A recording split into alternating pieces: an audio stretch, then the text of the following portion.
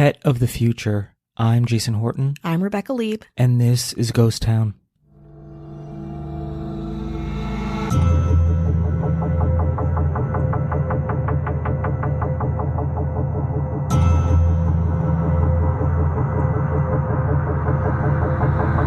Back in 2018, Barbra Streisand disclosed to the BBC that she had cloned puppies from her Coton de Tuileries dog. I'm sure I'm not saying that right.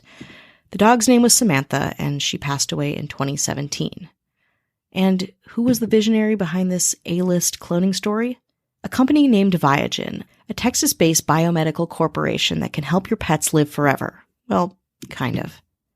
Today we'll talk about the history of Viagen, the corporate cloning resource that feels both deeply relatable and that of science fiction. Let's get into it. In Streisand's case, she, quote, couldn't find another curly-haired Coton, as the breed usually has straight hair, I guess. So she decided to make another on her own. Well, not on her own, with Viagen.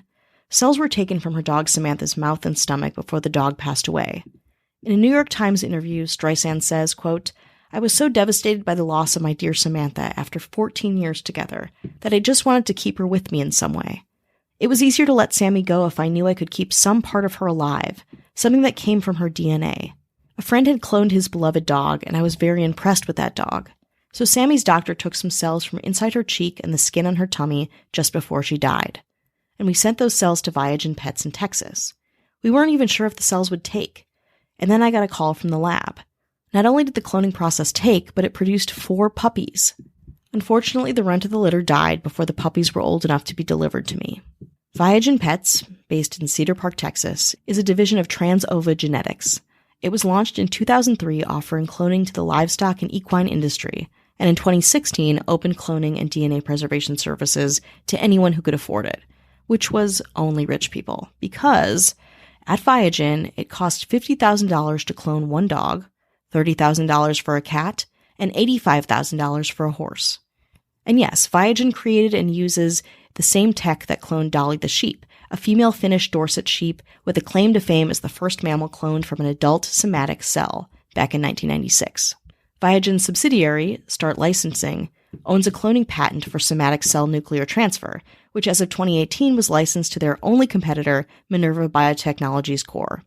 Of course, some other competitors have come out of the woodwork in recent years, including Mag Power Systems Incorporated, the Eilerson Companies, and Generatio GmbH.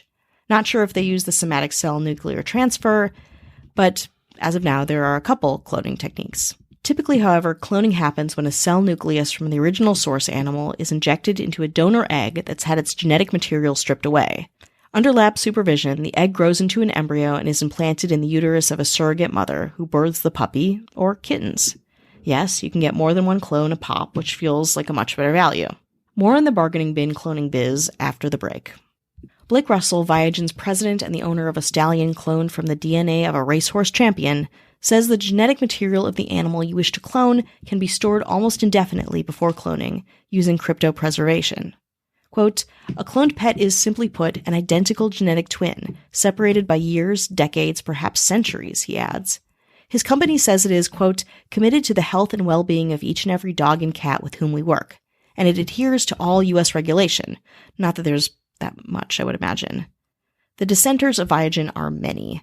The FDA received over 30,000 comments regarding animal cloning in 2006 from groups like academics, retailers, animal advocacy organizations, and farmers. Animal welfare organizations specifically suggest that cloned animals are more prone to disease and mention the industry's high failure rate. A large number of clones are simply not viable. One 2018 report by Columbia University put the average cloned animal success rate at just 20%, which sounds pretty traumatic for the people and animals involved. But the FDA ultimately ruled that it, quote, neither supports nor opposes cloning. They also added in response to ethical concerns that they were, quote, not charged with addressing moral, religious, or ethical issues. Still, some think Viagen's offerings prey off of wealthy animal owners in a vulnerable and grief-stricken space. An article by Massive Science states, quote, one of the key selling points of cloning is the customer's devotion to their dog's personality, and an underlying belief that behavior is heritable, a logical continuation of the popular idea that different breeds have a particular habitus, the kind of genetic determinism that still seems acceptable when it comes to our pets. Pet cloning companies encourage this notion.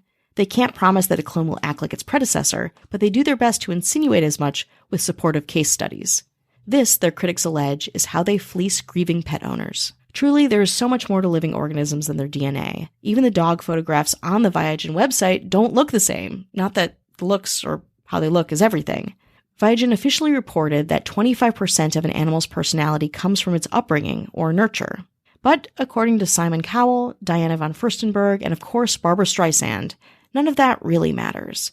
Streisand gave away one of her 3 surviving Samantha clones, keeping 2 that she named Miss Violet and Miss Scarlet. I guess I just hope they are really, really good dogs, for theirs, Streisand's, and science's sake.